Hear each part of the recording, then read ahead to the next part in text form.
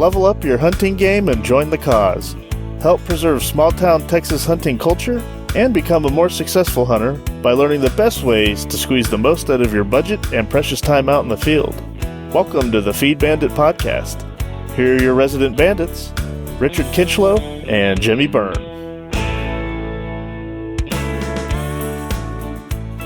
Howdy, folks. Welcome back to the Feed Bandit Podcast. Welcome to 2022. Hope everyone had a good New Year's, good holidays, Merry Christmas, all that stuff. We did. We had a tough 2021, as some of you know, especially you loyal listeners out there. We weren't as Johnny on the spot on regular podcast content, but we aim to rectify that in 2022. So we appreciate you sticking with us and tuning in. This one we wanted to kind of make a little special episode today. Richard, you want to kind of take it away? Absolutely. Yeah, we wanted to dedicate this episode of the Feed Bandit Podcast to the Anderson family. In particular, Eric and Mrs. Anderson. Wonderful, wonderful people.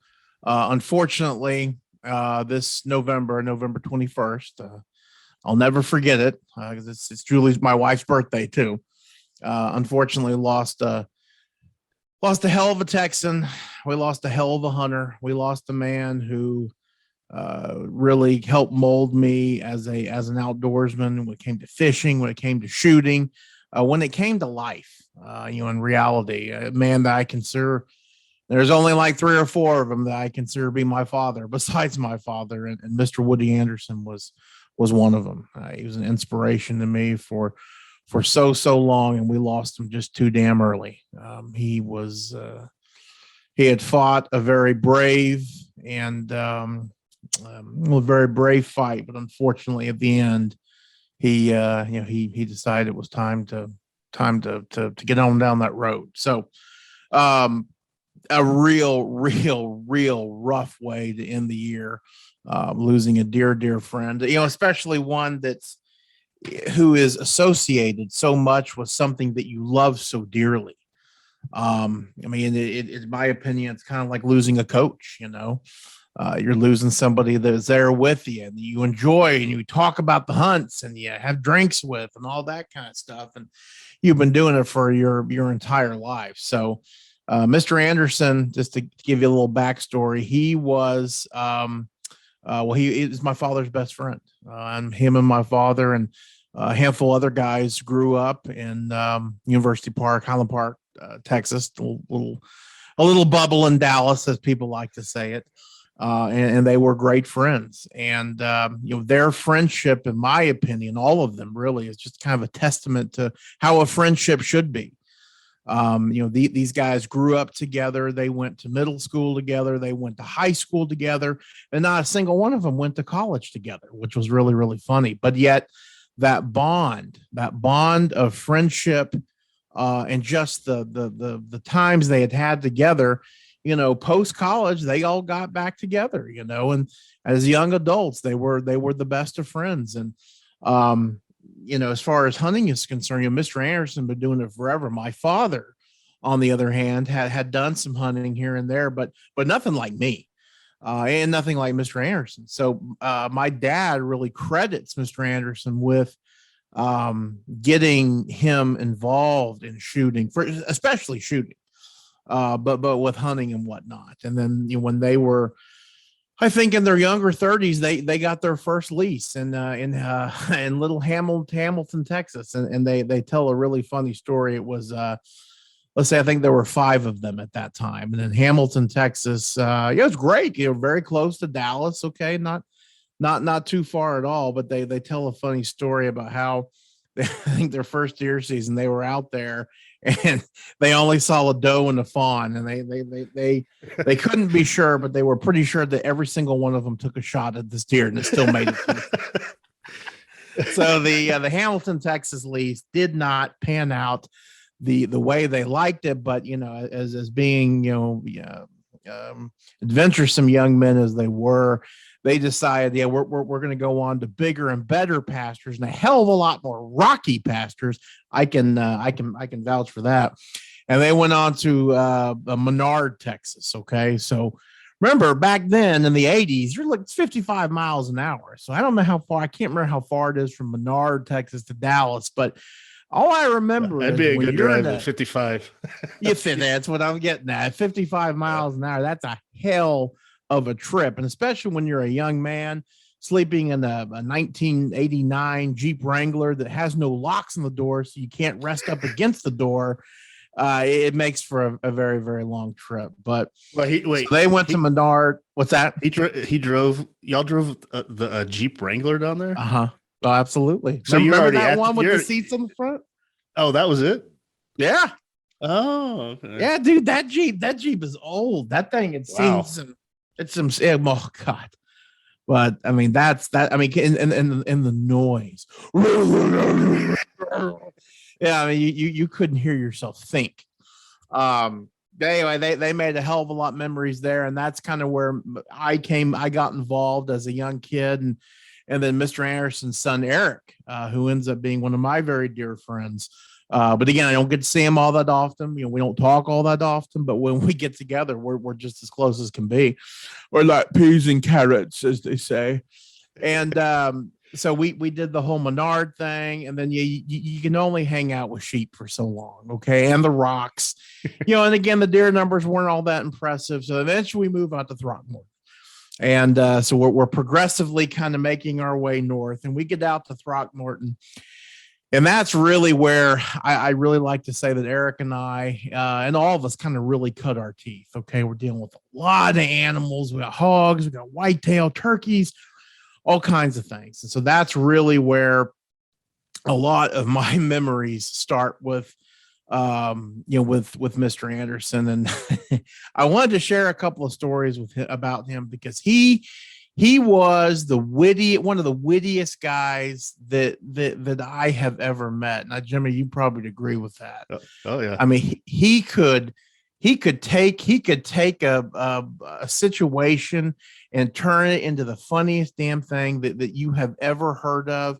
And then he just keep going. He just was a gem to hang out with. And as a kid, I don't know, I'm sure Eric felt the same way, but every word he said, I just thought it was hysterical. I love to listen to the guy talk. Well, a couple of stories I will share because they are truly classic. The Throckmorton, Texas house, quote unquote, that we lived at, the little bunkhouse. Allegedly, it was drug out from Throckmorton. Now, drug is what I've been told. Not put on a house trailer, drug out there, and they just popped it next to water, and there you go. It had a screened-in front porch with some bunk beds that the mattresses and the frames had to be from World War I. They got to be original because, if there was a tornado, you'd get underneath those bunk beds and they ain't going to move anywhere. And those mattresses, it was, I mean, bed bugs, it's the least of your concerns. And so it was kind of typical that, the dad would be on the bottom of the bunk and the son would be on the top of the bunk. And, of course, as a young man, the dads have cigars and drinks and all this kind of stuff. And what do they do? Man, sleep machines back then, right? I mean, the symphony of snoring was something still to this day that I just couldn't understand. How is that man sleeping? How is anything sleeping? So with the symphony of snoring and the roaring of the pump jack in the background, Eric and I would spend many a sleepless night trying to sleep until we had the great idea just to sleep on our back with headphones on. But one of those nights, for some reason, and maybe Eric wasn't there, I couldn't really remember, but I was sleeping on the top bunk and Mr. Anderson was on the bottom bunk. Okay. And so we were sleeping right near the door that kind of led out to this cabana area where we had a potbelly stove. Those of you who have been to the YL who you would know what I'm talking about. And so the thing is that, when the last guy into the bunkhouse that night, you got to put a big boat battery by the door, because if not, anything and its mother can just come walking through there, So and so, we had issues with skunks walking in there, and there was a time where a skunk came in there, perused around the entire bunkhouse or the entire little screened-in porch. Mr. Anderson was, you go take care of it. Hell no, I'm not gonna take care of it. Somebody said, just shut up and it'll go away. And sure as hell it did, which is amazing. But one of the funniest things we had is we had what's called the Walk of Death, and I don't think it's ever been patented, but it should have been. The Walk of Death was a bucket with a string or with a piece of wire going across it with a Coke can and peanut butter on it. It was there to obviously, it had a little ramp going up to it so it would catch mice, and so that was one of the big problems we had. When you turn off the lights, it was like Noah's Ark just let out, and every damn species of rodent in the entire area just came alive. And I'll never forget, our sleeping bags became super highways. I mean, it was unbelievable. It was like Radagast on the Hobbit, one with the animals. Uh-huh. Well, they were just little mice. Okay, it never really bothered us until they ate up all your wires in your Jeep. Then it became personal. But we never really had a lot of rats. That is until this one time we were out there during deer season, and somebody saw, and somebody goes, "Oh my God, it's a possum." And somebody said, "That's not a damn possum. That's just a really well-fed, I've been living in this house for God only knows how long, rat."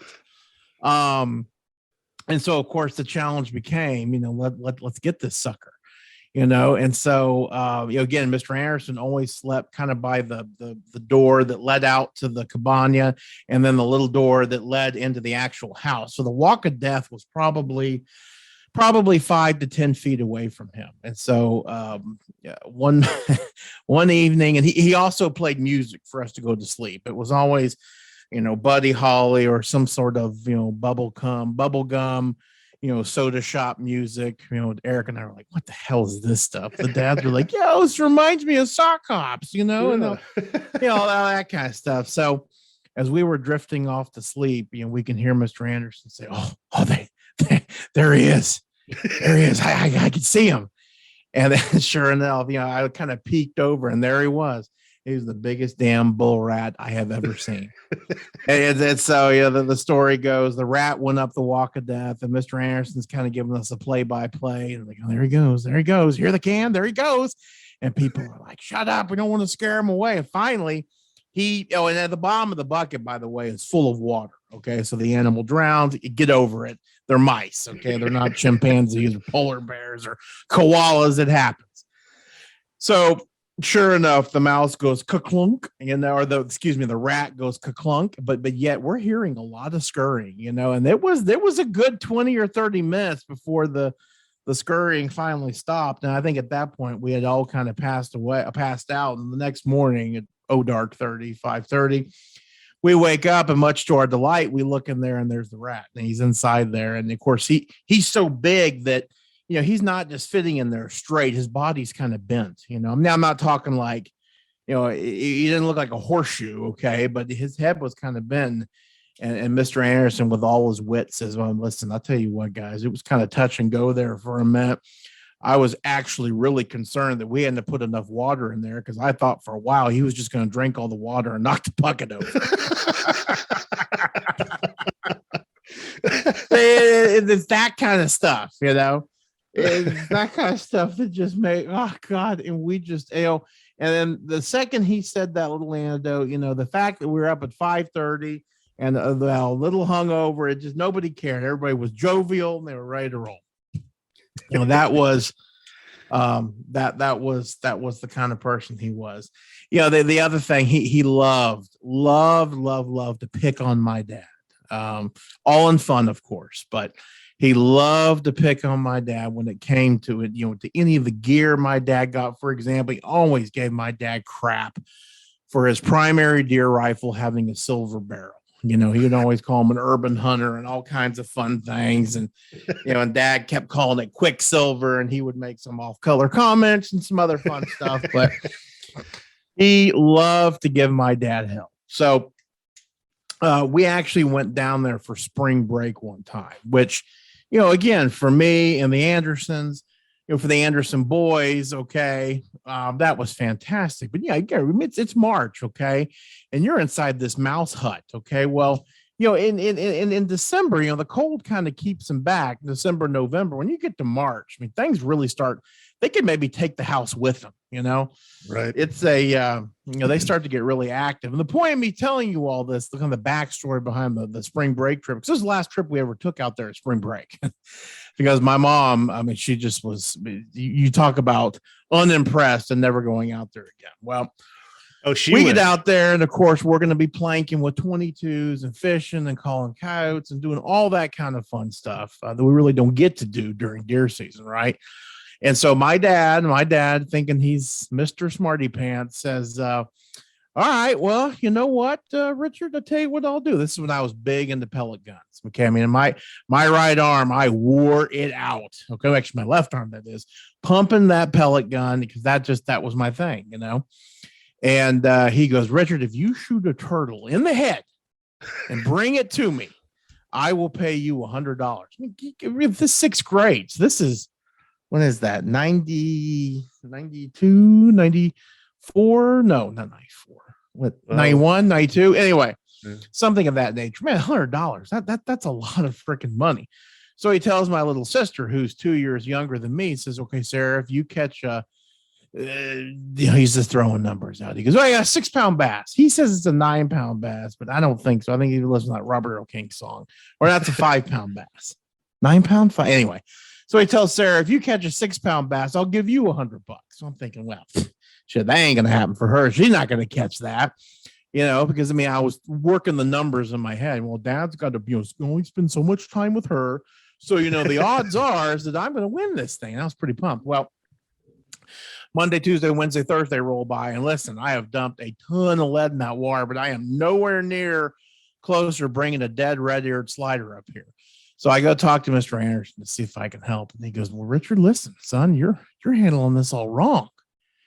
And I'm thinking, well, now I don't know, Mr. Anderson, the rules were pretty cut and dry. I got to kill a turtle with a BB gun, with my pellet gun, and bring it to Dad. He goes, exactly. He goes, but your dad never he never stipulated what kind of turtle it was. I go, what do you mean? I go, the species doesn't matter. I can't shoot him. He goes, you're missing the point, Richard. He goes, go get a piece of paper and a pencil. So I did that. And so sure as hell, Mr. Anderson drew a turtle on there. And he put little fine details on there and put a little smirk on the turtle's face.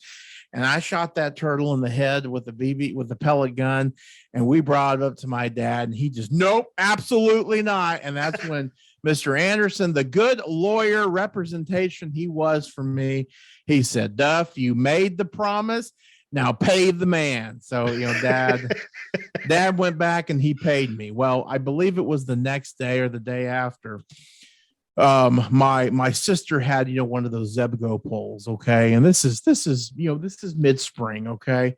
And, she's just casting it out there, and every other cast, in this, I mean, it was a great tank, great fishing tank. Okay. But, there's so much brush and I was about to say seaweed, which is not seaweed. I know who's laughing when they hear me say that.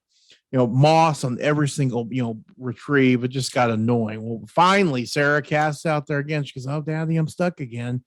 And I'm sure Dad was grumbling under his breath, but he says he looks out there and all he can see is just swells. He's like, oh my God, you've really got something here. So he kind of slowly it gotten stuck in some moss and kind of jerked it out a little bit. And sure as hell, Sarah brings up this monster fish who was on the dot 6 pounds. Wow. 6 pounds on a little purple worm on a Zebco pole. And I could still see the picture in my head. This thing is about half the length, is about half the size of my sister, who was like, 8 or something at the time. So at just, again, another fun trip, made even funner, or even more fun, by the great Mr. Anderson. Yeah, that's pretty ingenious. Yeah, no, that's what he was, man. That's what he was. The last one I will tell, and of course we can go on for hours and hours and hours here, but he was a hell of a marksman. I mean, he was a hell of a shot. And he always used to give us hell. You too, all of us. You guys got to shoot more. You guys shoot more. And he's right, you know. Yeah. And we do. We've realized that. And he was always the guy who's out there shooting and whatnot. But in Throckmorton, he had an old Jeep Willis, and me and Eric would go tooting around with him, and just in the middle of the day. And you got to remember back in those days, we really didn't shoot a lot of does. Everybody was kind of looking for the buck, and me, Richard the Coal Killing Kinslow is what they called me. I was always looking for the deer who had the worst looking rack. It's kind of my familiar. Yeah, absolutely. Yeah, you've kind of taken the reins on that one. But during the day, if it was good enough weather, we would drive around, shoot quail. We jump tanks. Well, every once in a while, we go out driving looking for deer. And God, just like what we do right now when we roll the war wagon. Mm-hmm. But with Mr. Anderson, obviously Eric and I were not old enough to drive, and even if we couldn't drive stick. And so he would do the driving. And I was one time we were driving down this road that had a creek at the bottom of a pretty substantial hill. I'm not going to call it a mountain because it ain't no mountain, but a pretty substantial hill where if you're in the Jeep and you're looking up, you got to kind of look up. And I'd say we were probably 200 to 300 yards from kind of the middle piece of this big hill. And I will never forget, there were 4 does running up the side of this mountain, kind of dead even with us, but running up. And Mr. Anderson throws that thing in park, tells us to lean back, pulls his 22-250, okay, 22-250 out of the carrier, loads a bullet. Okay, mind you, these deer are running. All right. And he says something to the effect of, "Watch this." And he lays out that first doe, who then falls and takes out the other doe, but they get up and start running. And this damn doe flops all the way down to, kind of the base of this little mountain, which, by the way, between us and where this doe was a little 10-foot creek that you couldn't ford, And so, Eric and I take our fingers out of our ears, and he goes, "Well, go get it." We're like, sure. It just, wow. Yeah. I could take you to the spot where it happened. Just incredible. Wow. Didn't skip a beat. Oh man, that is funny. That's a funny didn't one. Skip a beat, man. So, well, you talk about that that Jeep or that Willie or whatever it was. Yep. Yeah, that was a cool little machine there. And it is.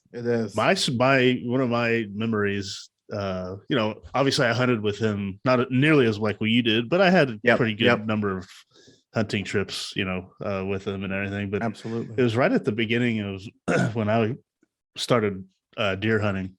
Right, probably it wasn't any younger than maybe my second year. It may be my first year because y'all were still guiding me. And yep. Mr. Anderson agreed to guide me on a Sunday morning, right. Which I don't hunt Sunday mornings anymore. No. But he agreed, and we decided to go out to Hidden Field, so the farthest blind, where we were hunting. That is a haul, especially in the morning, especially after you've been drinking the night before. Oh God! But of course, he had trailered that was it a Willie? Is what it was? Jeep Willie. Yeah, Willie, Jeep Willis. He trailered that down there, so he wanted to drive that out to the blind, and it was cold. Oh yeah, it was really cold. And I think it was the night before, or it might have been the Friday before, or whatever. He came down, and he brought old hunting clothes or whatever that he was wanting to give away. Yeah, and that weekend he gave me that really big down camo jacket, that the classic camo pattern. Which, by the way, not to interrupt, but it's amazing how that jacket. Because I used to wear that pattern. It's from the 90s, the early 90s, late 80s. and all of a sudden, look what's back. Oh yeah, it's like everywhere, right? It's crazy. It's crazy. I tell you what, so he gave me that jacket, and so I immediately, of course, started wearing it that weekend. Yeah. And boy, was I happy I had that jacket on that drive out to that blind, because we're driving. It was below freezing that morning. I'm pretty sure. Yeah. And we're in that Jeep, but it's only it's like top speed was like what, 40 miles an hour. Maybe? Oh yeah, 40. And at 40, you're like, we're gonna die. It's not safe. Yeah, because it's just totally open and there's like nothing in it. It's just you're just sitting there on the feet. And we're going on the highway. So I mean, we probably took 40 minutes to get to the blind, and that's with some highway driving. So it's not like it's all through the ranch, Yep, easily. Excuse me. So yeah, I'm sitting there and I'm like, oh my God, I am cold even with that jacket on. I'm like, I'm so happy I'm wearing this jacket or whatever. And we get out there, and probably it's got to be one of my first 5 deer to shoot. But we were sitting there and we were talking in the blind, and I was kind of bonding with him because I didn't really, didn't know him as well. But so we got to know stuff about each other and everything. And sure enough, some deer came out, and he helped me on one of the doe, and I shot the doe, and came back, and then he helped me, clean it because I was still learning. I just still didn't know. How to clean a deer or whatever. So he helped me, brought it back, helped me clean it and everything before we all left on that Sunday. But that's awesome. I'll never forget. That getting that jacket, because he was like, it wasn't even a thing. It was like, hey, you want this? I was like, sure. Yeah. Like, oh, this is a great jacket. Because at that point, I still hadn't really accumulated hunting like clothes and stuff like that. Right. So that was like that's the first kind of like hunting jacket that I ever got. And it was that one that he gave me, and I'll never forget that ride out there. Yeah. Oh yeah. God. And everything. So it was, that listening to those things warm up is one of my I don't know why. It's, you hear sounds and it just kind of reminds you of something, I remember in those mornings in Throckmorton, everybody's just kind of glassed over.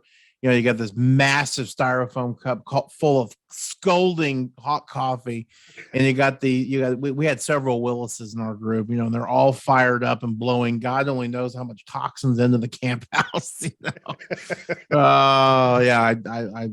That's a really good one. And I tell you what, I wear that jacket still to this day. I know you do. I don't know if you noticed in those pictures I sent when I was at my family's place and I killed those coyotes, that I was wearing that jacket. Heck yeah, dude. Oh yeah, I love that jacket. Dude, absolutely. Yeah, you will. And you're never one to refuse a hand-me-down. No way. Well, and the reason why you got it is because his son Eric, is a giant, so probably wouldn't have fit him. It was a perfect fit for me. So absolutely, I definitely looked out on that one. Oh, that's great. I do remember that vaguely. That's fantastic.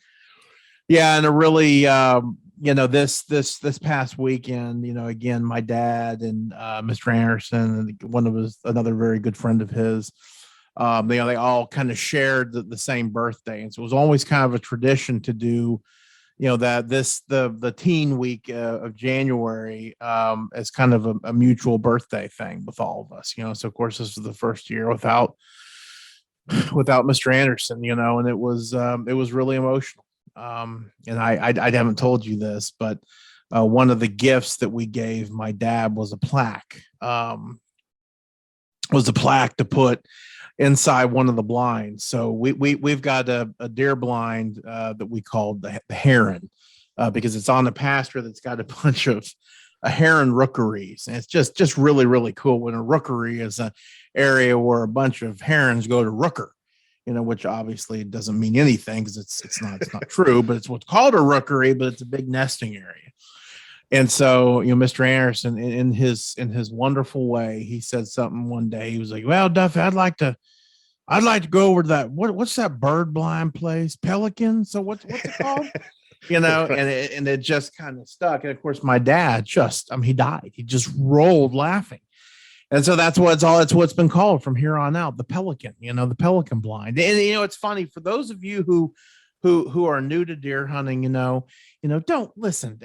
Nothing drives me crazier than when you've got, I'm going to go to number 2 blind. Dude, make a name for God's sakes. You got to find something, geographically about it or a funny story. That's what makes it fun, Yeah, it's a sort of meaningful name. Yeah. Absolutely. Yeah, absolutely. So my mom, oh God, man, it's just this whole weekend I was bawling from these things and the damn cedar whooping my butt. So my eyes took a beating. This weekend, my mom gave my dad a plaque that had Mr. Anderson's quote down there, and then it's got his name below it. So that will be in that, we'll put that up in that blind. And then kind of the topper on the weekend was, Eric, and he told me he was going to do this. He had some 28 gauge shells loaded up by a good friend of his with some of Mr. Anderson's ashes in it. So he gave them to me and my dad and another good friend. And we have the choice, obviously, to either keep him or shoot him, And so I really want to do a big opening day dove season thing, because that was something that he and I really bonded. Although he hated to eat dove, which I always gave him hell about, but and he always gave me his. So that's why one of the many reasons why I loved him. But in a very incredible gesture by the Anderson family, and something I will never forget, and it's something that I will pass down. Because it's the thing to do.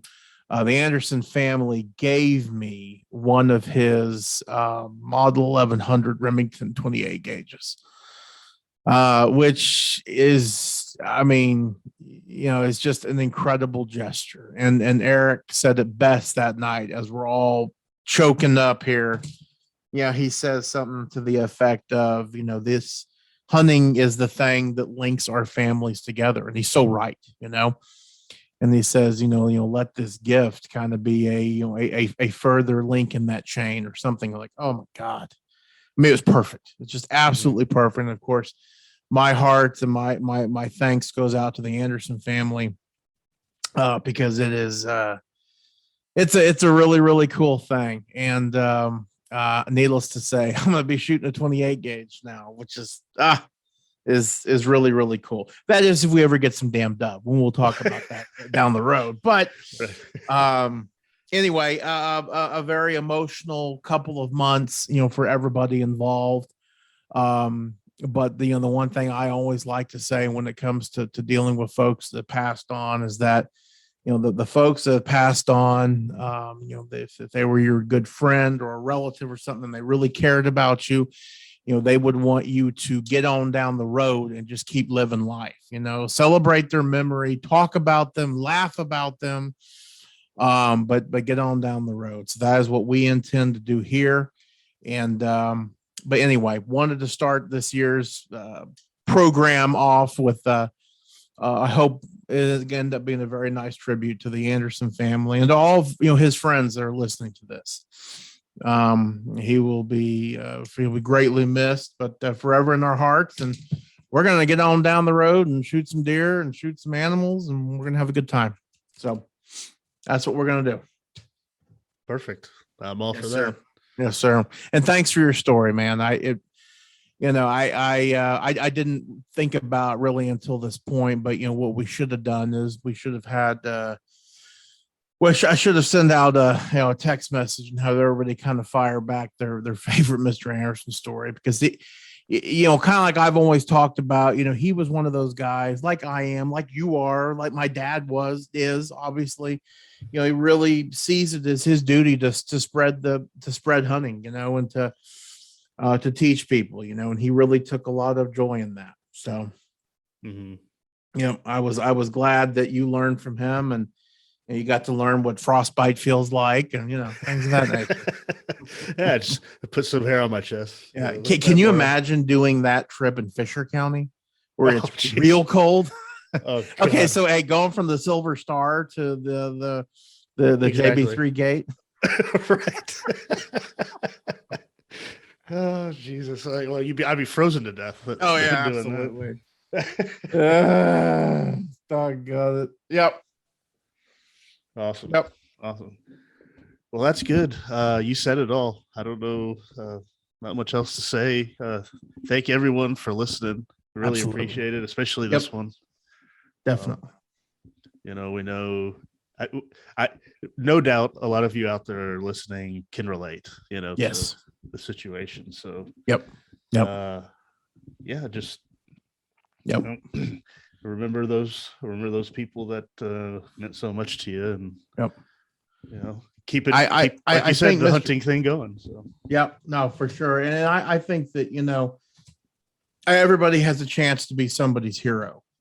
And you don't have to be, we look at our heroes as, police officers, as doctors, and all these kind of things, but, they're just regular people too, but they have such a huge influence on your life. And that's what he was to me. And that's what I hope I am to others as well, so it's a good thing. Every man. Oh God, look at this. What a fitting way. Just like what George Bailey says. And It's a Wonderful Life, which of course is the greatest movie of all time. I know you agree with me, Jimmy. It's amazing how much influence one person's life has on everybody else's life. So, yeah, beautiful. Yeah. Something of that nature. That's, I think, a good way to end this one. Yes, sir. All right. Well, thanks again, everybody out there, for listening, and stay tuned for future episodes of the Feed Bandit Podcast. We will see you on the next one. Take care.